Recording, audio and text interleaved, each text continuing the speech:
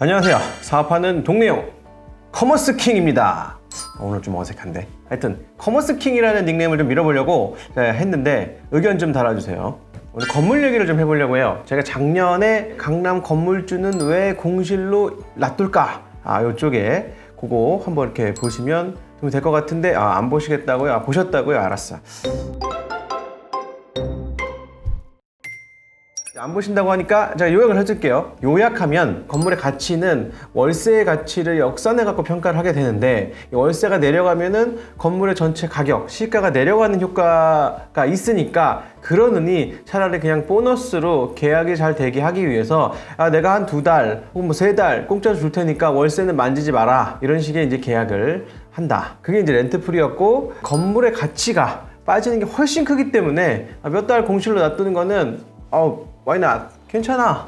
이 건물주 포지션이었어요. 그래서 부동산은 항상 여유 있는 분들이 한다. 여기서 여유라는 건 돈이 많다 이런 소리 당연한 얘기가 아니라 시간적으로 조금 인내심을 가지고 하시는, 막 오늘 해가지고 바로 클릭해갖고 막 바로 효과 나오고 이런 거 말고 느긋하게 그거 비어 있어도 한 2달 기다리면 돼, 이런 분들이 이제 한다. 그때 그 영상에 댓글의 분위기는 뭐였냐? 지금 강남 건물주 걱정할 때냐? 먹고 살기도 힘들다. 꼬마 빌딩 혹은 빌딩 이런 건물들의 수익률은, 임대 수익률이죠, 정확하게 굉장히 떨어지고 있습니다.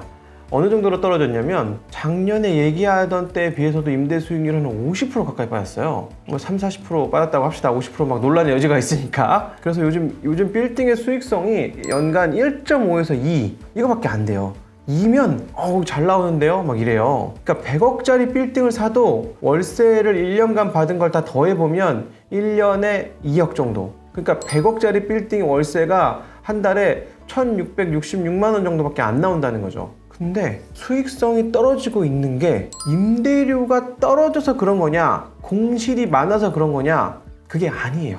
최근에 빌딩의 수익성이 떨어지고 있는 건 건물 가격이 치솟으면서 월세는 그대로니까 수익성이 떨어진 걸로 보이는 겁니다. 수익성은 떨어진 게 맞는데 기준이 되는 건물의 가격이 쭉 올라가다 보니까 수익성이 2%까지 빠진 거죠. 자, 제가 설명을 한번 드릴게요. 1년에 임대료를 2억을 받을 수 있는 건물이 있었어요. 이 건물의 가격이 50억이었어요. 그러면 어떻게 되죠? 수익률 4%입니다. 이 건물의 가치가 3년 동안 50억이었다가 띵띵띵 해서 100억이 됐어요. 그럼 이거의 임대 수익률은 어떻게 되죠? 2%가 된 거죠. 지금 현재 임대 수익률이 떨어졌다는 건 이런 효과가 있는 거예요. 건물값이 한 3년 새 엄청나게 올랐다. 원래 빌딩은 수익형 부동산이라고 분리를 하던 거였어요. 근데 수익성과는 관계없이 가격이 왜 이렇게 널뛰기를 하느냐?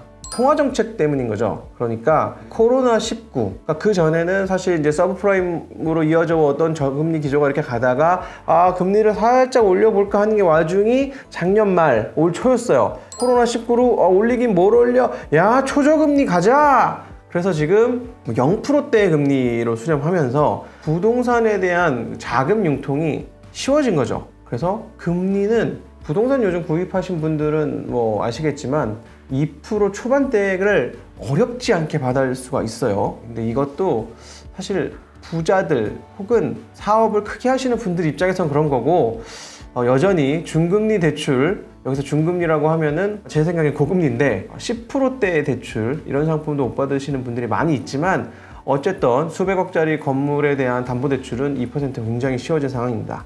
이 부동산 투자자로 좀 들어가 보면, 부동산 투자를 선호하는 분들은 이 스타트업에 투자를 한다든가 주식에 투자를 한다든가 이런 거를 좋아하지 않아요. 이분들은 온리 땅이야, 실물 내 눈으로 볼 수 있는 거. 이분들이 예전에는 어떤 투자를 했냐면 부동산 투자 중에서도 주거용 부동산 투자를 하는 사람들도 많았어요. 왜냐면 이게 쪼개져 있고 거래도 쉽고 아파트 거래하기 얼마나 좋아요.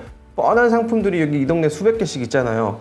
그런데 지금 정부의 정책으로 그런 주거용 부동산 투자를 하기는 쉽지 않아요. 그래서 이분들이 2가지 테크로 나눠지는데, 비규제 지역을 가서 부동산 투자를 여전히 하시는 분들, 대표적으로 좀 시끄러운 시장이 부산 부동산 시장이죠. 부산이 비규제 지역으로 풀리면서 주거용 부동산으로 포트폴리오를 구성할 것이냐, 아니면 규제가 관계없는 서울에 있는 건물을 매입할 거냐로 나눠지는 거죠. 이게 이제 주거용 부동산이 수익성도 좋고 황금성도 좋고 뭐 투자 목적으로는 키우면 짱이에요. 항상 주거의 수요는 있고. 근데 이제 정부에서 강하게 태클을 거니까 부동산이 주업인 분들은 그래도 죽자 사자 주거용 부동산을 하세요. 이게 주업이니까. 근데 부동산이 주업이 아니라 우리는 그냥 부동산도 좀 했으면 좋겠어. 그래서 메인 사업이 따로 있어라는 분들은 정부에서 하지 말라는 것들을 열심히 했을 때 메인 사업에 대한 리스크가 더 커지거든요. 아니, 부동산 사지 말라는데 왜 이렇게 부동산 사고 계십니까? 김 대표님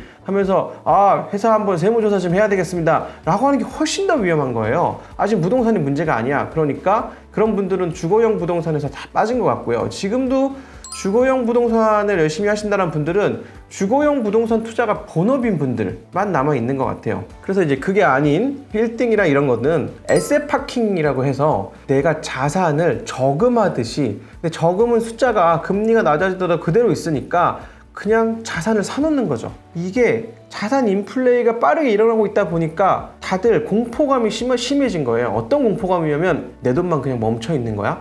돈의 가치는 막 떨어지니까. 그러니까 야, 뭐라도 사야 되겠어. 그래가지고 지금 강남에 3, 40억대의 빌딩들, 강남 아니라 뭐 강북도 마찬가지예요. 좀 만만한 빌딩들인 거죠. 40억이라고 하면은 한 30% 들고 있으면 되거든요. 10억 혹은 7, 8억만 들고 있어도 매입 가능한 빌딩들이 있어요. 원래 3, 40억짜리 꼬마 빌딩은 그래도 거래하려고 하면 이것도 빌딩이니까 한 달씩 걸리고 이랬는데 요즘 매물 나오면은 바로 다음날 없어지는 이런 재밌는 풍경을 볼 수가 있습니다.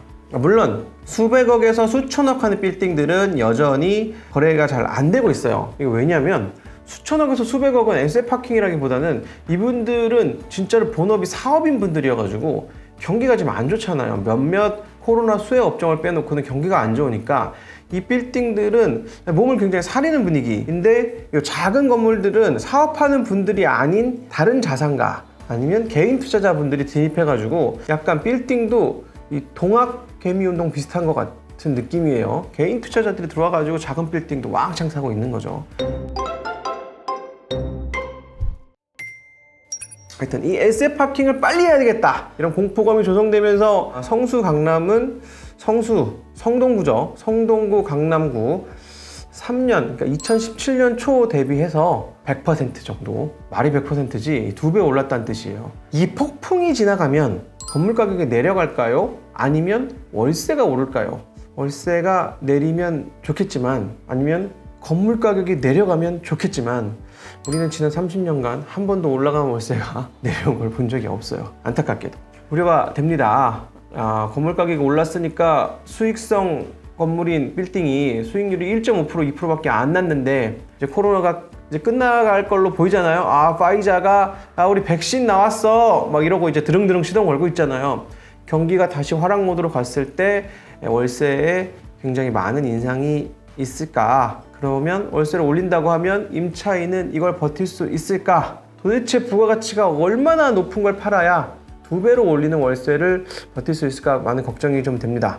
그런데 건물주들도 마음이 편치 않을 거예요. 이 내용을 모르고 있는 게 아니에요. 임차인이 못 버틴다는 거. 여태까지는 어떻게 버텼냐면 대한민국의 소득 수준이 계속 올라가니까 뭐 오프라인 시장이든 뭐 거기서 1층에서 먹거리를 팔든 뭘 팔든 부가가치가 계속 올라간 거예요.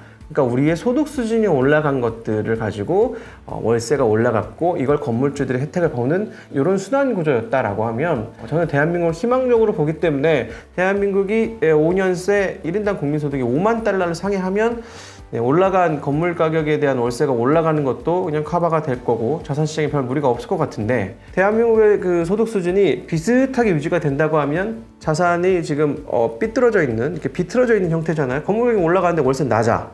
이런 상황이 계속되면 어떤 효과가 일어날지는 좀 지켜보시면서, 어디가 꼭꼭지일지 꼭대기인지는 아무도 모른다. 이런 걸 보면서 건물에서도 이런 현상들이 좀 일어나고 있다는 거 간단하게 정리해드렸습니다. 재밌으셨다면 구독, 좋아요 부탁드리겠습니다.